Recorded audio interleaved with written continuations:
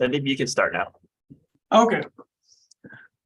Hello, everyone, and welcome to another edition of the East-West Center Research Program Speaker Series.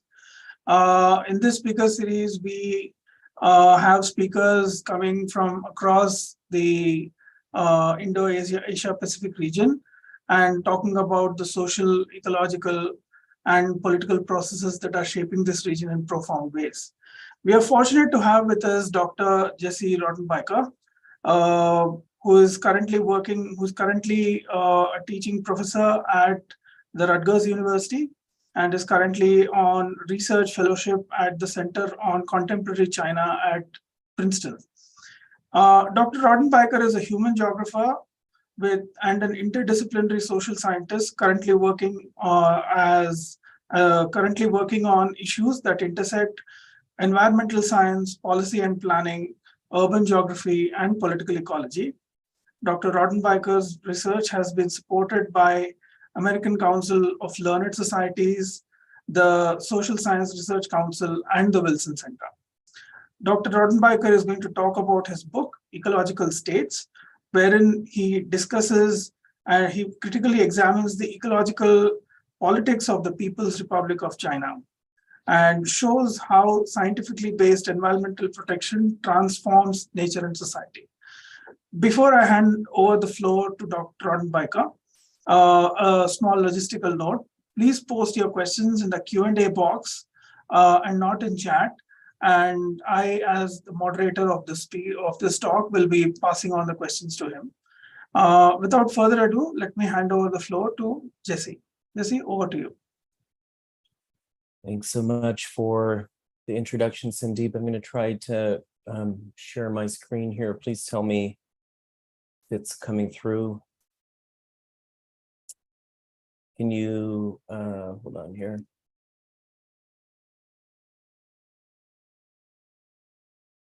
Can you see the slide Yes. and hear me okay?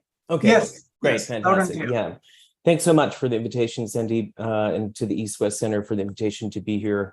It's very exciting to share some of my work. Thanks in particular to Sandeep and Kevin for the invitation, as well as Jamin for all of the administrative support to help make this event take place.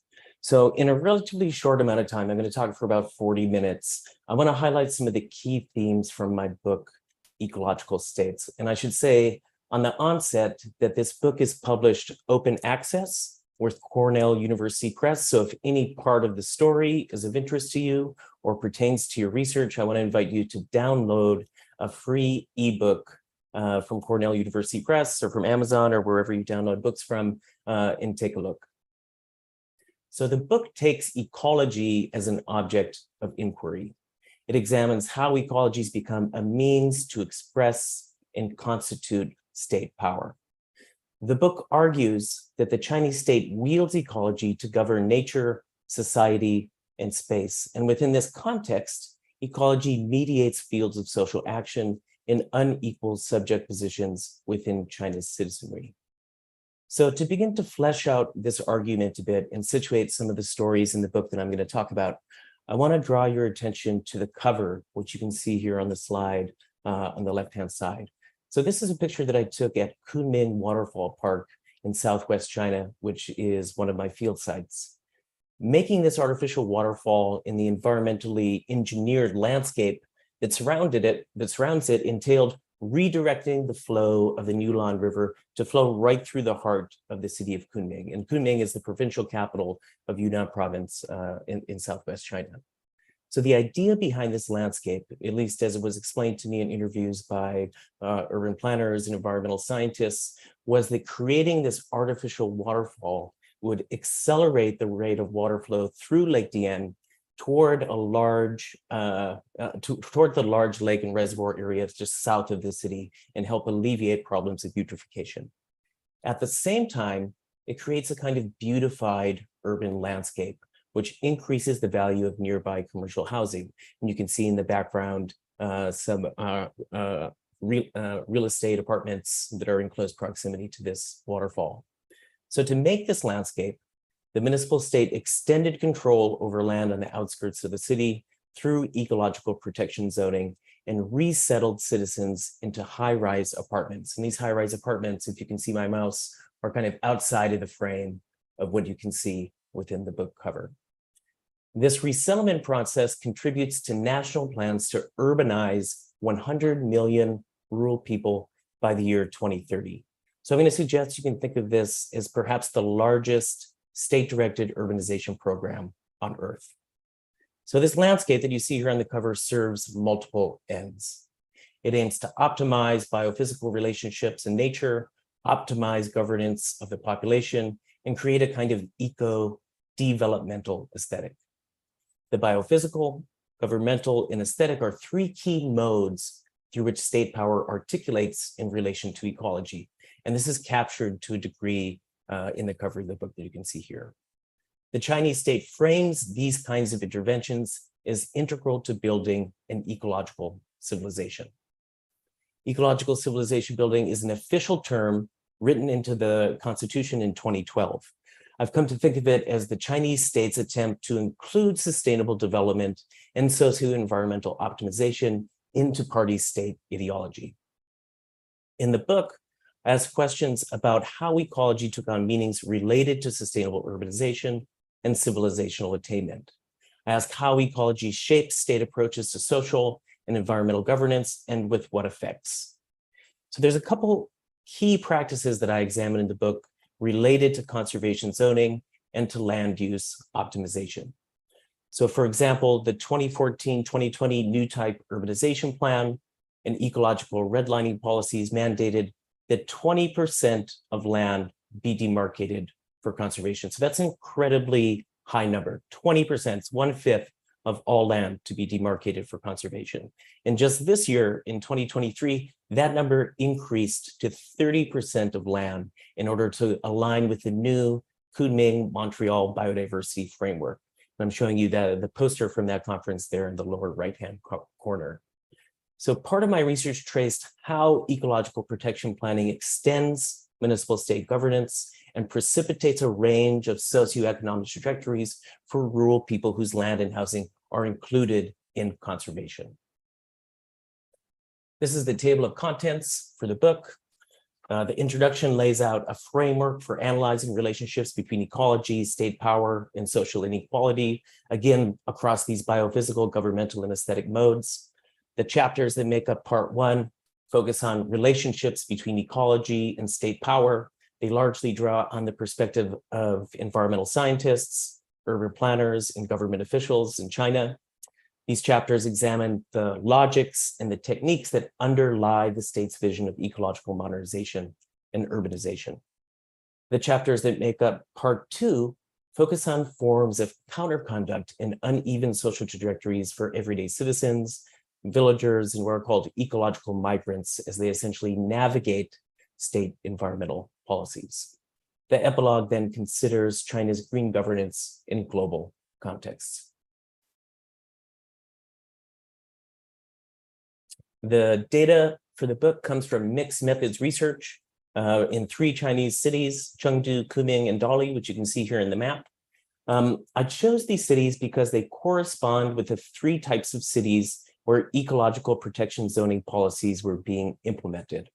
So this includes provincial capitals and prefecture level cities, so that's Kunming and Chengdu, as well as county level towns, and that's Dali. I drew on ethnography and interviews with urban planners, villagers, ecological migrants, government officials, as well as ecologists. I conducted historical research across the natural and social sciences, both in archives in the Southwest and digitally. And finally, I used a visual participatory method called photo voice, which entailed villagers taking photos of their housing, their land, and their environment. And these photos then became a kind of jumping off point or a starting point for focus group discussions about some of the transitions that they were experiencing as their land and housing were included in conservation. This mixed method approach was really crucial for me to develop a sense of the history of ecology in China, how ecological thought came to shape state policy, and how conservation practices impact people on the ground. So in the first part of the talk here, I'm going to provide a really brief genealogy of how ecological logics formed in China and how they came to take on meanings connected to sustainable development and urbanizing the rural population, really basic components of social inequality within China. I'm then going to turn to how these eco-developmental logics shape techniques of conservation planning in contemporary China.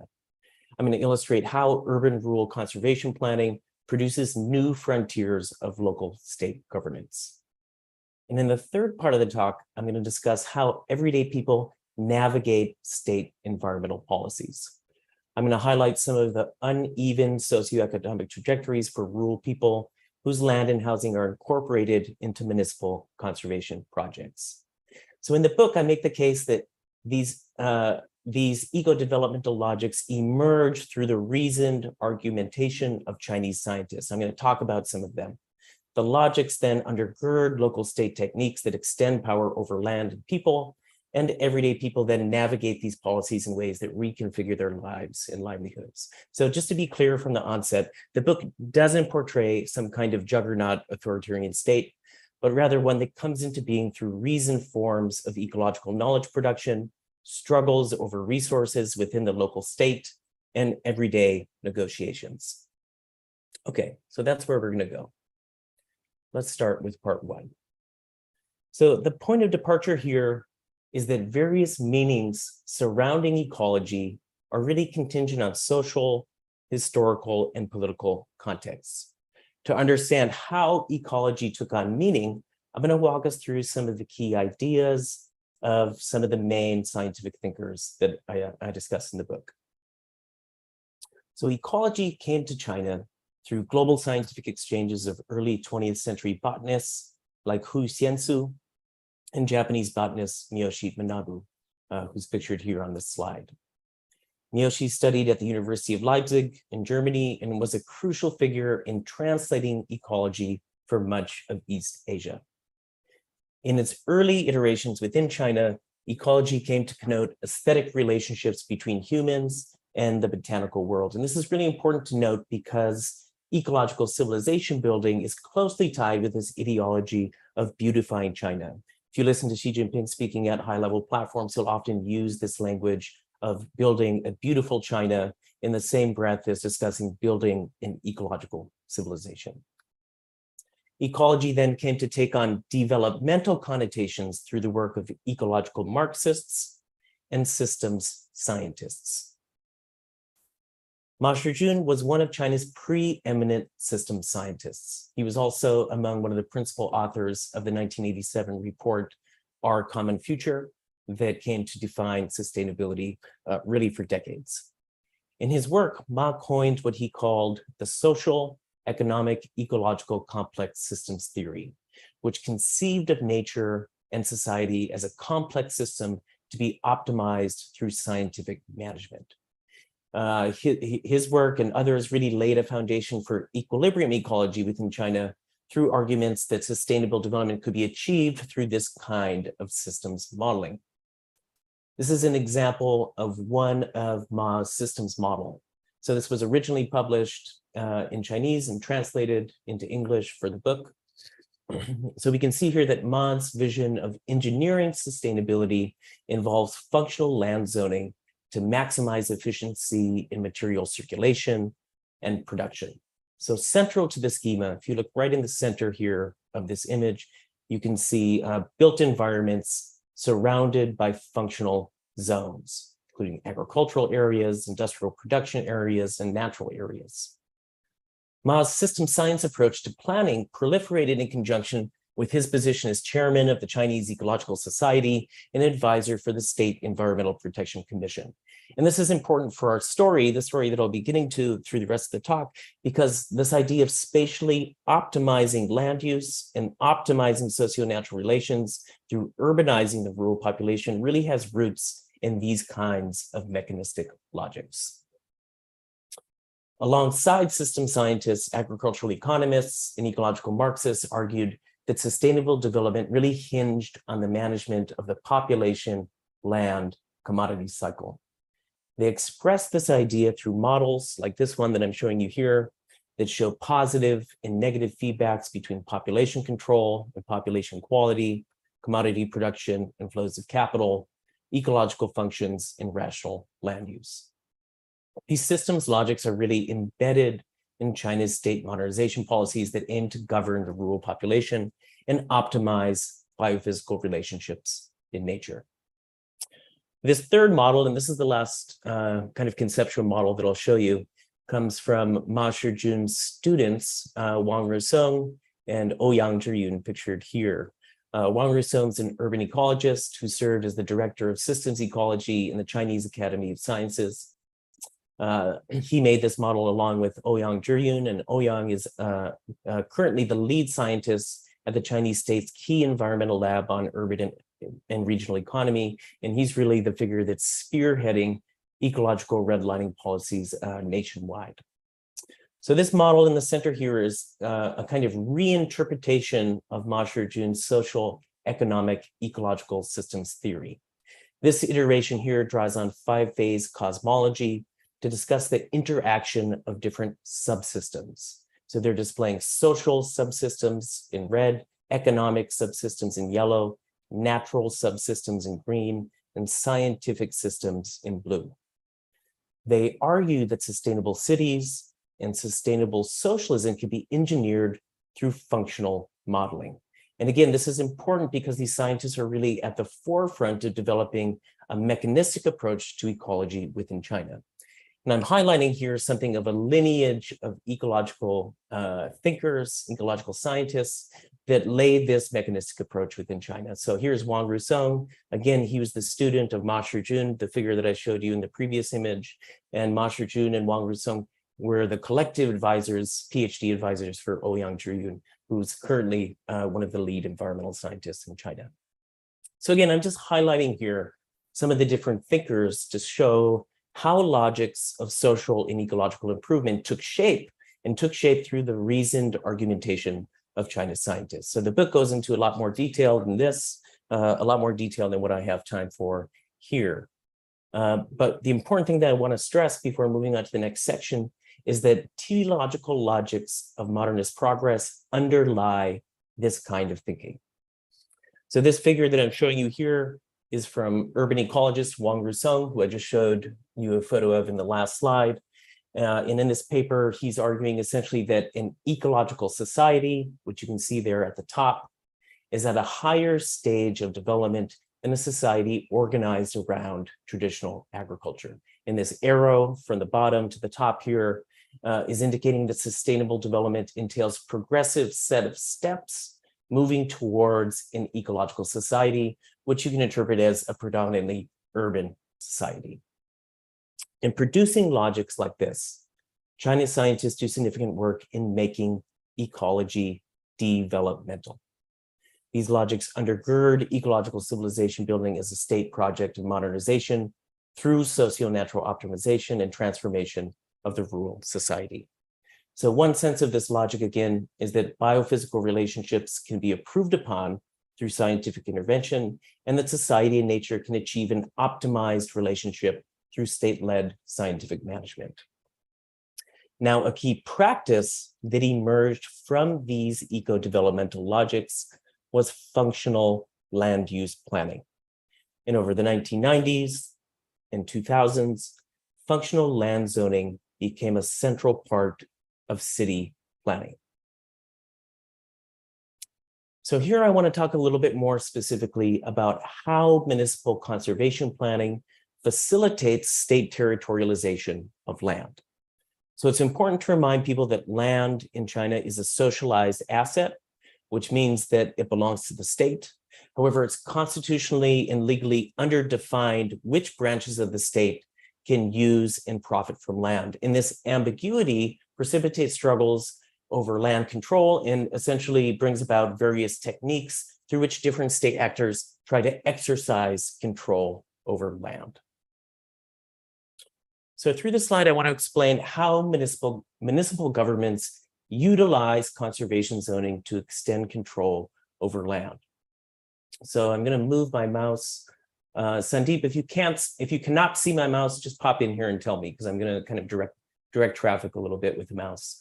So this is a kind of conceptual diagram that we can use to think about the relationship between the city and the countryside. This broad outline is what you can think of as the outer boundaries of a municipal region.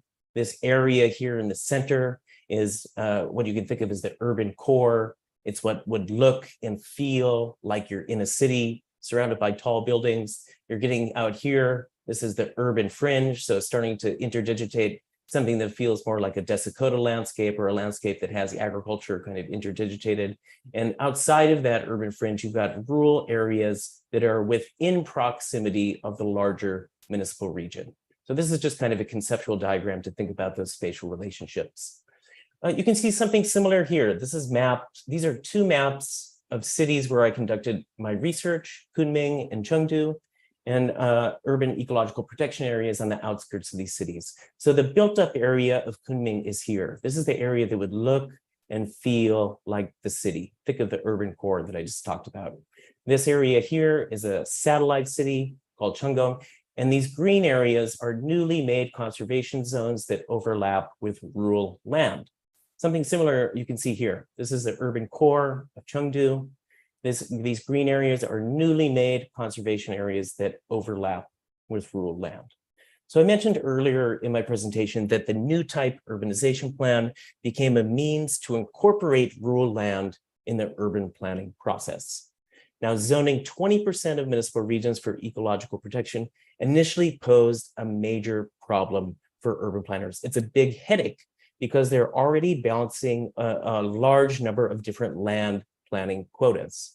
So for example, urban planners needed to follow central state policies like the Zhengjianguaguo policy, which essentially links up a relative increase in urban development land with a relative decrease in rural development land. So this is just one of multiple kinds of land use planning quotas that urban planners needed to balance. So it began as something of a problem. How are they going to do this?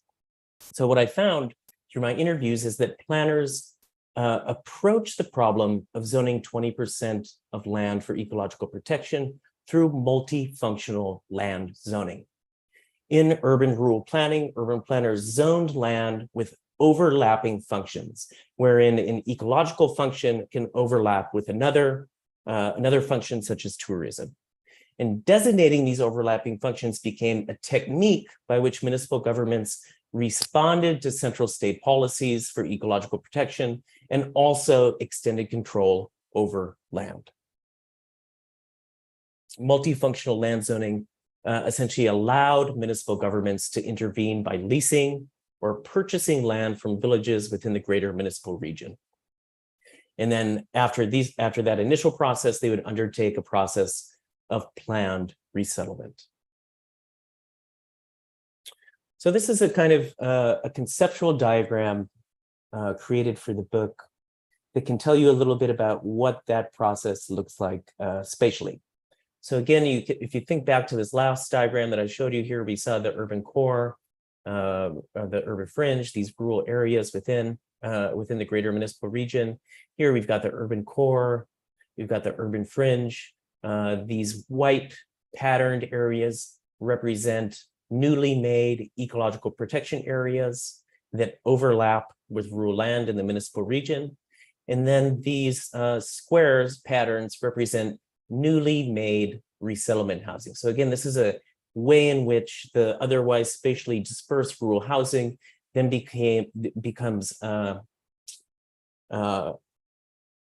is brought together in a way that it becomes spatially concentrated, and in the minds of urban planners, thereby becomes spatially optimized.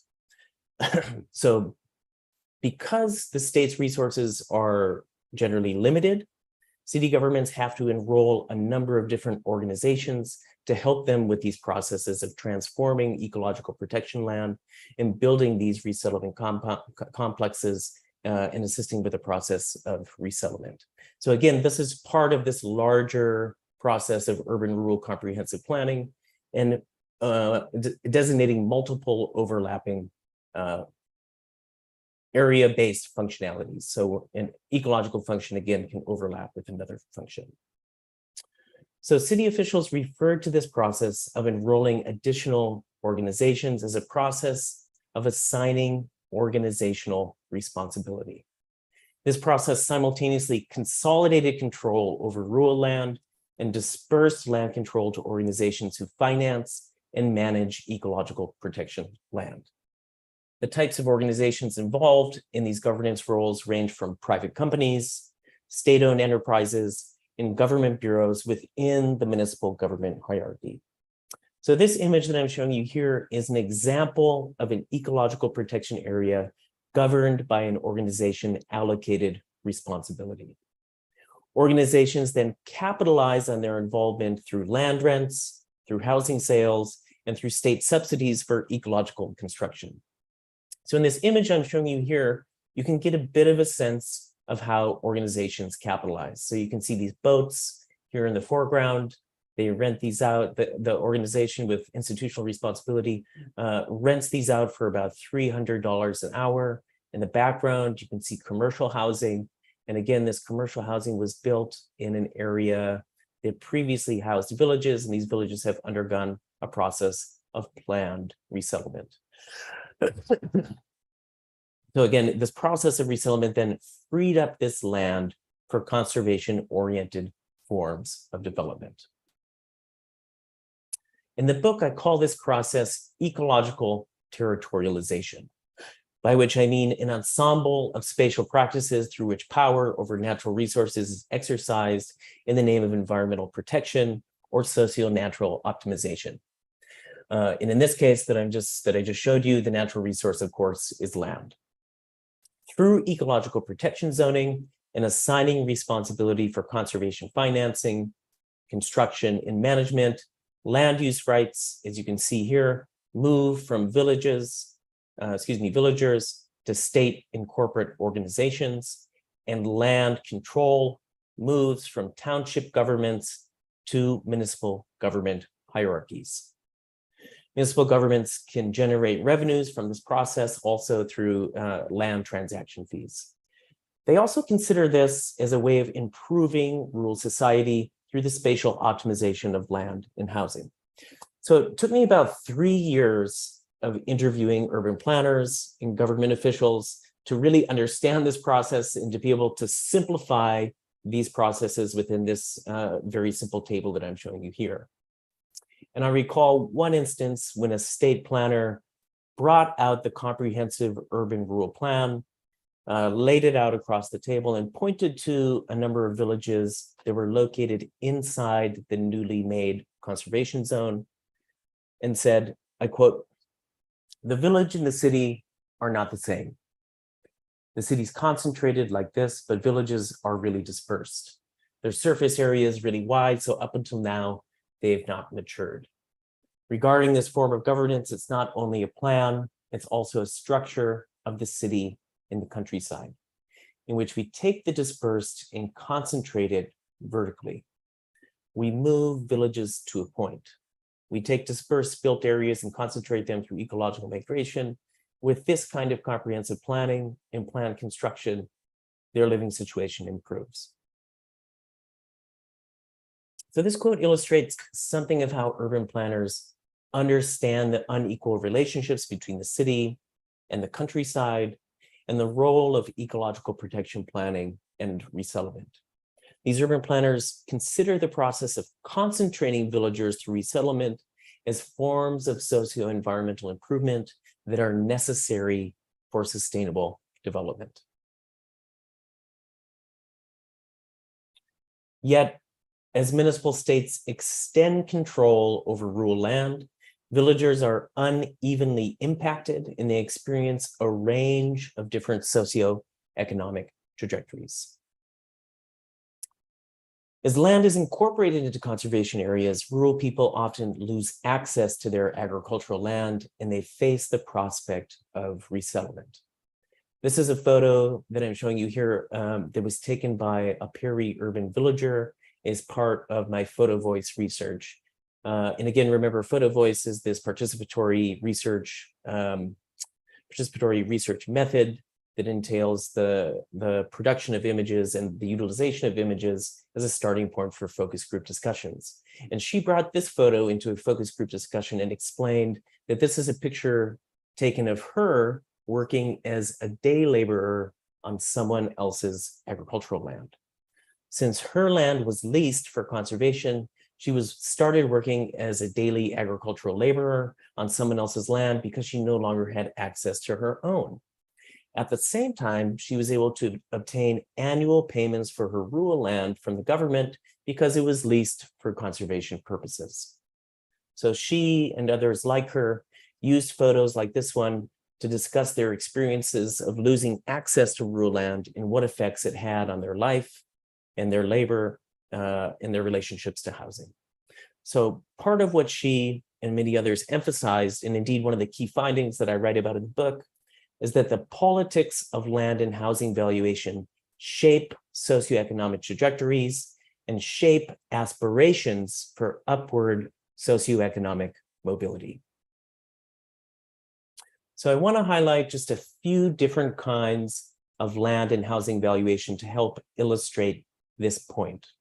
So imagine with me here that these two boxes that are fully outlined represent a two-story village home, and the other outlined boxes above and below represent potential forms of housing valuation. Then this rectangle in the center, the transecting rectangle, represents land. The box at the top represents what's called sky fees. Sky fees entail the valuation of yet unbuilt vertical housing space. This is literally the valuation of the air above the house where there's no built structure in relationship to the floor space and housing materials.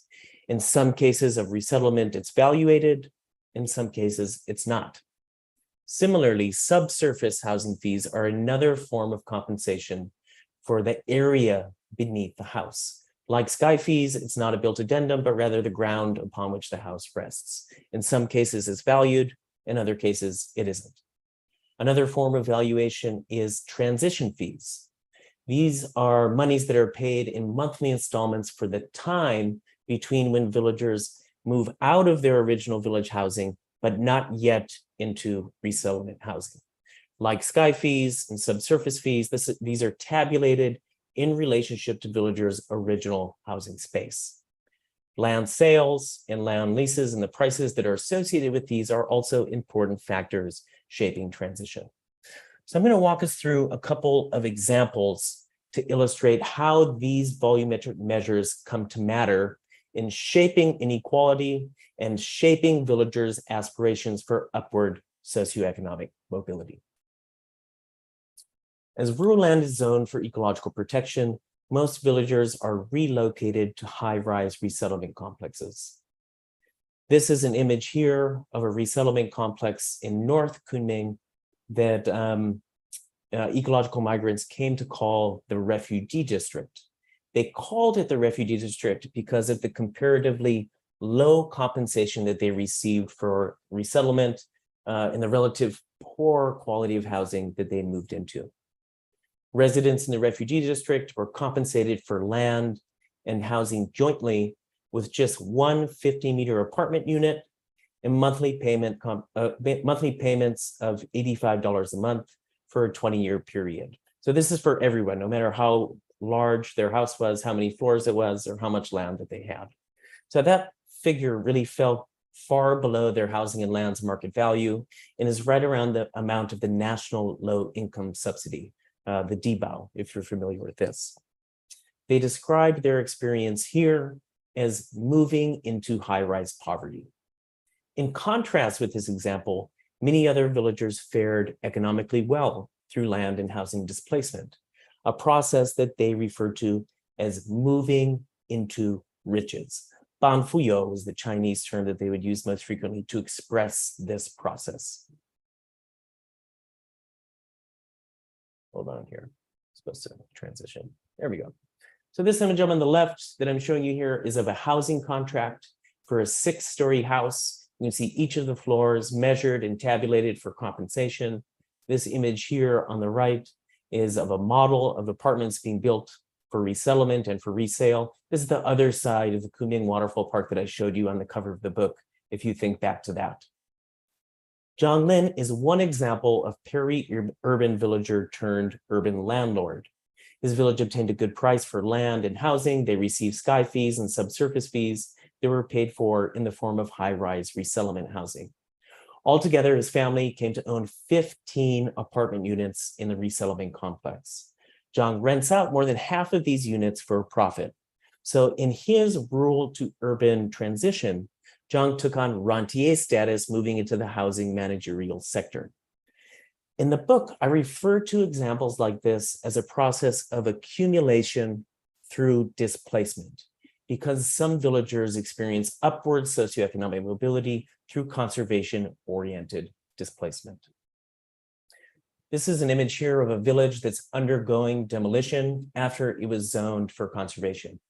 It's actually the other side of the Kunming Waterfall Park. So if you think back to that kind of eco-developmentally aesthetic image that I showed you on the cover of the book, this is the other side of where that is located.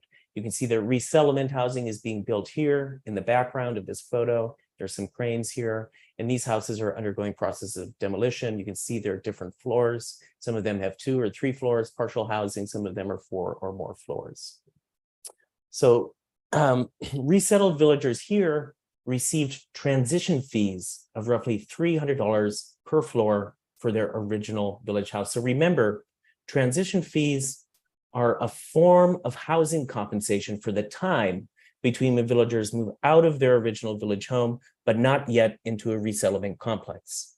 Well-off households in this village had 5 floors, so they were receiving initially $1,500 a month. So this is quite a bit to support them through the process of resettlement.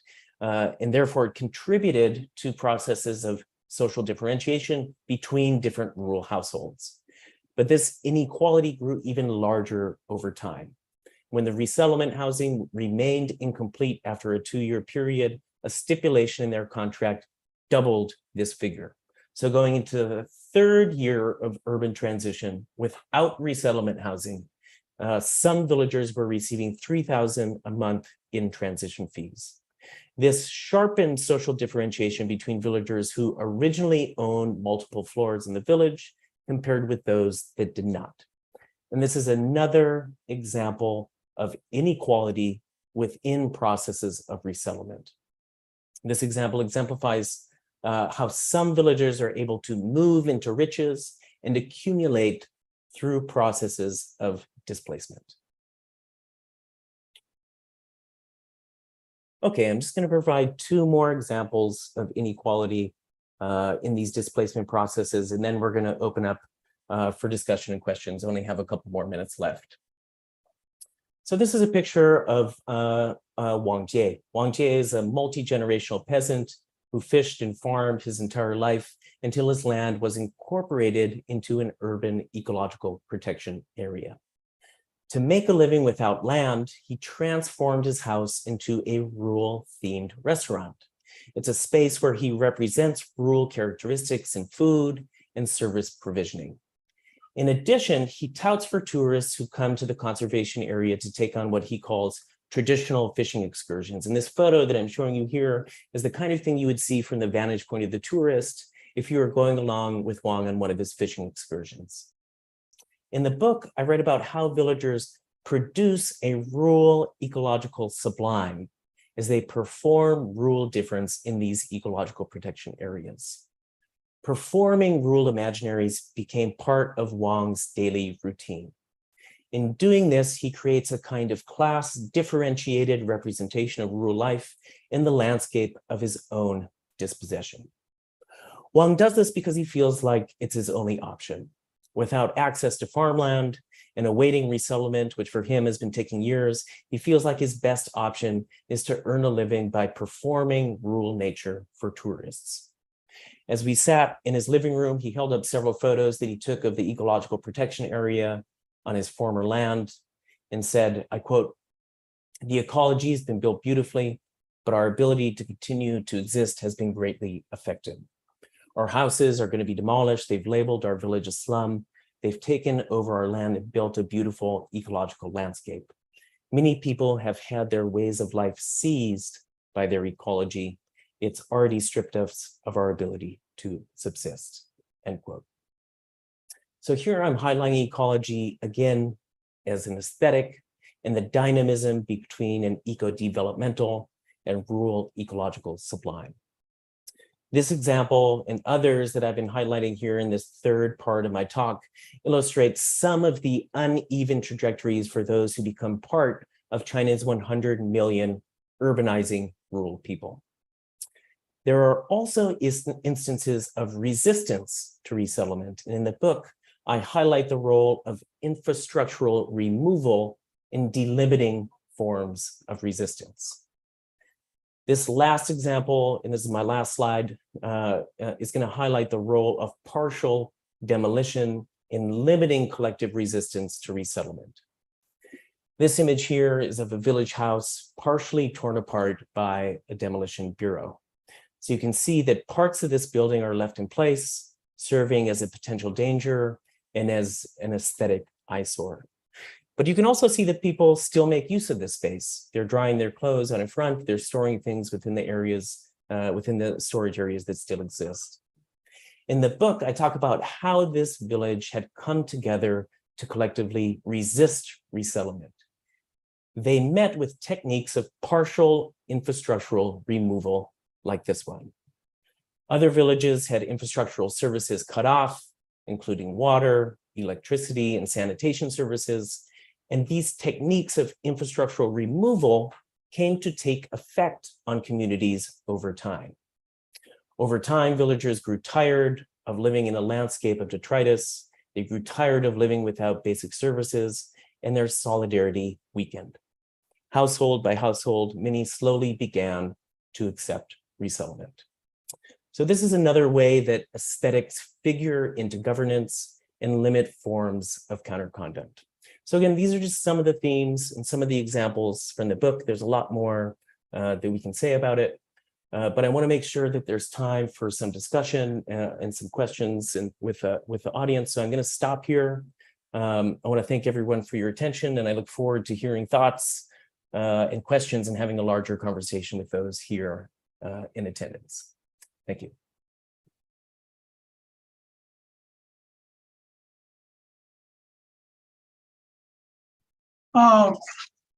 Thanks, Jesse. That was a really wonderful talk. And it was very, very informative. Before I pass on the questions to Jesse, a reminder to everyone in attendance, please post your questions in the Q&A box and not in the chat box. So the first question, Jesse, is from Anne Sylvester, and she asks if there is it seems like resettlement in some countries has caused suffering, pollution, and heartbreak. Is there a better approach to harmonize nature and society? What improvements are sought for quality of life, and what are some of the determinants to moving to an urban location? Can you repeat the last two parts again? Are there some better determinants? What are some of the determinants to moving to an urban location? Okay, thanks a lot for this question. So definitely in the case of China, resettlement has become one of the main ways in which the state is approaching environmental conservation. Hold on one second here. There we go. And part of what I discuss in my book is that for many of the peri-urban villagers who are enrolled in these processes, this essentially creates all kinds of major transformations in their everyday ways of life. So many have, as I talked about in the talk, lost access to rural land. Many are undergoing major transformations. And one of the things that I stress in the book is the relatively uneven socioeconomic trajectories, but also the uneven experiences of people who are navigating these processes. Indeed, some people are incredibly excited to move into high-rise resettlement compounds. They talk about it as improving their daily life in many ways. I'm thinking in particular about those who have mobility issues, who have essentially retired from farm work and are happy to have a working elevator. In contrast, there are many who move into conditions like those in the resettlement compound that in the book I write about is the refugee district, because local people there called it that. And in those instances, they move into quite poor infrastructural compounds. They have elevators that break down continuously, electricity services that shut off intermittently, and they really struggle in this process of moving from one mode of life, a relatively horizontal ontology within a rural landscape, to a relatively vertical ontology. And I think there are a lot of scholars and scientists who are pushing back against this fundamental logic. So in the book, I write about this as a kind of eco-developmental logic that has really become predominant in informing state environmental policy. But there are other thinkers who write about the importance of maintaining small-scale agricultural production, of maintaining rural lifeways, and thinking about other ways of approaching conservation rather than these large-scale resettlement campaigns. So maybe I'll leave the question there and take some more. Yeah, thanks, Jesse. So next is, could you talk a little more about this concept of ecological states, and how might that compare to how other political ecologists have thought about materiality and agency of ecology? Sure, that's great. So in the introduction to the book, I lay out what I think of as a kind of multimodal conceptualization of ecological state. I think a lot of work in political ecology has done a great job of bringing attention to the ways in which ecology mobilizes politics. Part of what I feel like I'm adding to this conversation is by thinking of ecology not only as a system of thought organized around studying biotic and abiotic interactions, but thinking also of ecology as a kind of multimodal signifier that indicates a particular relationship with nature and a particular nature within different social groups themselves. So in the introduction, I talk about this across three different kinds of modes. I talk about this as creating a biophysical state, an optimized biophysical state, optimized governmental state, and an optimized aesthetic state. And in this discussion around the biophysical optimization, I contrast this with thinkers like James Scott, who think about a simplification, state simplifications of nature. And in contrast with this, I try to draw attention to the ways in which the Chinese state mobilizes a mechanistic approach to ecology in order to materialize state power at the local level. Then in the discussions around the governmental states, I bring attention to the ways in which ecology has become operationalized within the very banal bureaucratic systems and bureaucratic organizations of the local state. Now, ecological protection is part of how municipal government officials obtain career advancements. It's part of the very metrics around which their job continuity continues. And then I think something that a lot of geographers and political ecologists haven't given a lot of attention to is the ways in which aesthetics and state power relate to one another. And here I'm drawing on a couple of different thinkers to discuss the aesthetic state, drawing on folks like the work of D. Asher Gertner, drawing on Jacques Rancière, who think about aesthetics as a shared distribution of what is sensible. I'm drawing on works like Brandy Summers, Black in Place, who thinks about aesthetics as a kind of way of inhabiting space and a way of expressing social difference. And I think showing the kind of dichotomy and the kind of contrapuntal relationships between an eco-developmental sublime, this broader kind of aesthetic that emanates from state projects and the state imaginaries, and contrasting this with this rural ecological sublime that emanates from rural figures who are trying to navigate these state environmental policies is a really crucial intervention for thinking about the ways in which aesthetics and then counter aesthetics really inform the state society interplay. So those are some things that I would bring attention to. And again, I would encourage you to take a look at the second half of the introduction if you want to dive into that with more detail. Thanks for elaborating. Ariel is asking if the model of ecological state, this idea of ecological state is also being exported to or extended to China's overseas infrastructure projects, thinking about, say, the Belt and Road Initiative. And, if you could talk a little about how say China's hydropower projects are also causing Yeah. local level dispossessions in various Southeast Asian nations? Yeah, that's a great question. Thank you for that. So I didn't talk about it much in this talk, but the epilogue of the book thinks about these very kinds of questions. And since I've completed the book, I've started to look at these types of questions exactly. So in what ways can we think of a kind of extraterritorial or deterritorialized form of state power operating through environmental exchanges, through infrastructural investments outside of the Chinese mainland territory?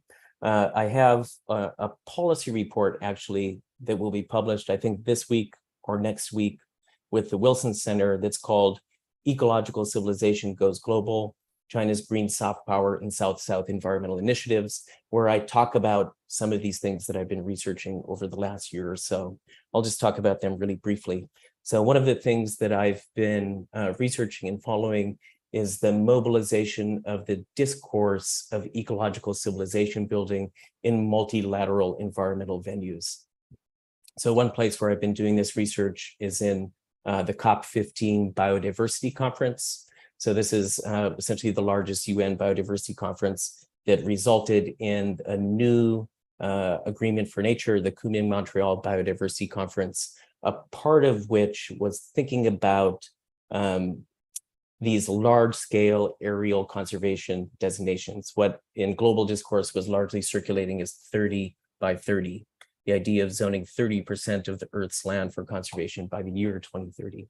So China was able to essentially frame this larger international discourse within their broader national discourse of ecological civilization building. And one of the things that I tried to pay attention to and conducted interviews on was the ways in which this discourse resonated with different UN delegates. And there was really a kind of mixed orientation here, where some felt a very high degree of resonance with ecological civilization and its mobilization in these multilateral arenas. In other instances, there was a lesser power of signification. Other areas where I've been thinking about this or looking at this are in environmental exchanges in Southeast Asia. I think the examples that you brought attention to, hydropower, are really important. I've also been looking at exchanges around marine spatial planning, as well as community-based conservation in mangrove conservation and things like this in other Southeast Asian contexts. And one of the things that I found and that I argue in that report is that what I suggest we can think of as a kind of green soft power at this point in time is actually relatively weak. And it's relatively weak because many of these actors in the global South or Southeast Asian context in particular are looking to institutions that they've worked with for decades, like the IUCN. They're looking to countries like the United States, France, Norway, other countries with whom they have strong political economic ties. And these strong political economic ties in many ways are overshadowing the kind of emergent environmental exchanges that have been cropping up over the last 10 years or so. I think the examples that you bring to the table, thinking about hydropower, you might find something really different. It hasn't been the focus of what I've been researching, but I think it's important to continue to look at that concretely and see some of the things that are happening on the ground. Thanks, Jesse. Could you talk a little more about ethnic minorities, given that one of the cities, Kunming, has a large ethnic, is a multi-ethnic city? How has this push towards creating an ecological state impacted the minorities? Mm-hmm. So I can talk a little bit about this. So in my sampling procedure, I didn't necessarily target any particular folks of any particular ethno-racialized background. So some folks who participated in interviews and focus group discussions were Han. Some folks were of different ethnic minority backgrounds. Yunnan has about 26 different ethnic minority backgrounds. So there's very many people there. The ways that I found ethnic minority politics in forms of cultural representation mattering in relationship to my research came in so I talk about this the most in chapter 5, if this is what's interesting to you, came through the ways in which rural people were mobilizing rural aesthetics to try to make a living within the interstitial spaces of these ecological protection areas where they no longer have access to land, but still have access to their housing. So in many of these cases, they would create these rural themed guest houses out of their own homes. In Chinese, they're called dongjiala. And they would take concerted efforts to try to create forms of rural representation, both in the cuisine that they serve, both in the forms of art and performance that they provide for their customers. And in Kunming in particular, not necessarily the case so much in Chengdu, people also try to represent ethnic minority cultural forms of representation within these spaces. So there is a way in which the rural ecological sublime in these southwestern cities was articulating alongside of an expression of ethno-racialized minoritization. So in addition to saying we have the best kind of local rural cuisine here, they would also say we also make, they would also create dishes that had a kind of relationship to ethnic minority dishes as well. So there was a kind of way in which those spoke to one another. Thank you. The next question is regarding the resettlement process itself. I mean, do you have any sense as to why there was so much difference in, in how people experience this resettlement? And so what is it that led to the differences, the different mechanisms of resettlement? Yeah, that's a great question. So each village within a given area negotiates these resettlement contracts on their own. And some of the biggest things that come to matter are the relationships between the local party cadres, the local village government, and those who are doing the negotiations for how housing and land are being valuated. So this is one of the major things, these kind of very locally specific relationships between government actors. In addition to this, I talk a fair bit in the book about ways in which villagers collectively come together in effort to maximize compensation capital.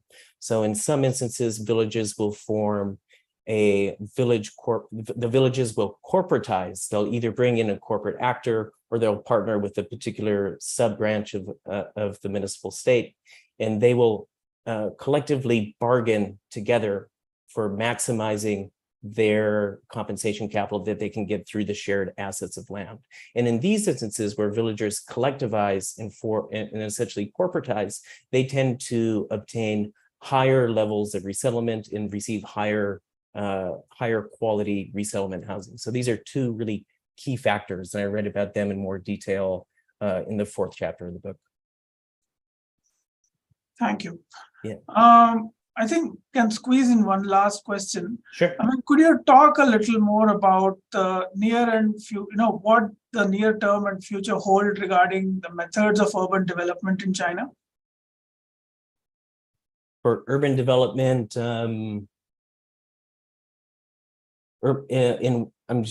guess I would follow up and ask in what capacity. I mean, for urban development, I think there's a lot of things happening simultaneously. The things that I bring a lot of attention to in the book are the confluence of urban-rural comprehensive planning and how that's come together with ecological redlining.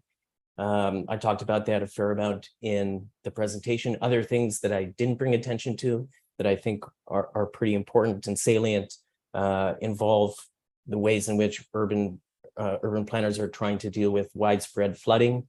If you think about just the last couple of weeks or even this summer, there's been major flooding in major cities in China, and they're thinking about a lot of different ways to approach this. One of the predominant models is something called the sponge city. There's a number of people writing about the sponge city, ways in which urban planners can try to create or transform infrastructure in a way that can handle these large inundations of water.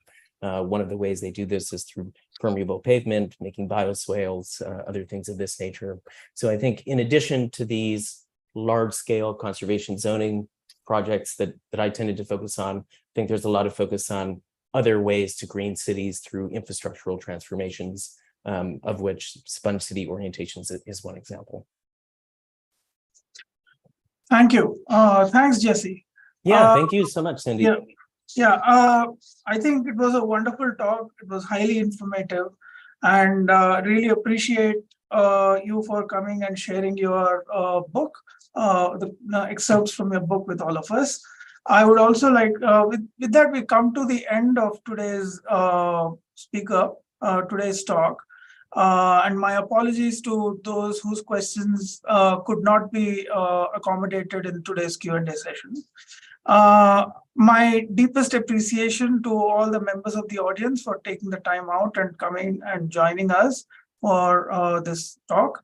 A reminder that we have two really interesting talks coming up in the month of November. So on November 8th, we have a talk by an East-West Center visiting scholar In Ju Yoon, who is going to talk about North Korean Navy and its economic implications. And later in November, on November 15th, we're going to have Dr. Amar Patnaik. He is a member of Parliament of India, and he's going to talk about India's response to COVID. I would also like to acknowledge the role played by Jamin and Kelly at the back end. With that, thank you one and all. See you at the next speaker engagement.